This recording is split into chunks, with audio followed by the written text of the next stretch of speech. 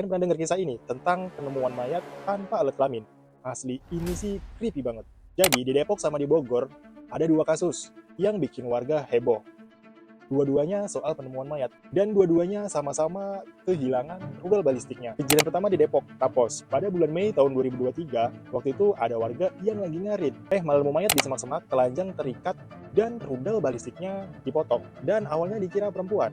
Tapi setelah diautopsi, itu adalah mayat laki-laki. Tapi masalahnya rudal balistiknya hilang. Entah karena pembusukan atau sengaja dipotong. Polisi belum bisa pastiin, mayatnya udah membusuk parah, sampai lehernya pun udah nggak lengkap lagi. Polisi periksa 7 saksi dan nemuin puntung rokok beserta bungkusnya, sama celana dalam cowok di TKP. Tapi identitasnya susah dilacak karena sidik jarinya pun udah hancur. Nah, kejadian kedua ada di Bogor pada bulan Juli tahun 2024, tahun setelahnya. Ada warga yang lihat mayat nyangkut di Sungai Ciliwung. Kondisinya, wah, ngeri banget.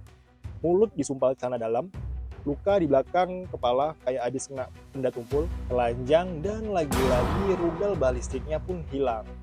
Dan ada tato di lengan sebelah kiri. Setelah dicek, ternyata korban bernama Aris, berusia 27 tahun, orang Sukabumi yang bekerja di Bogor bareng temennya.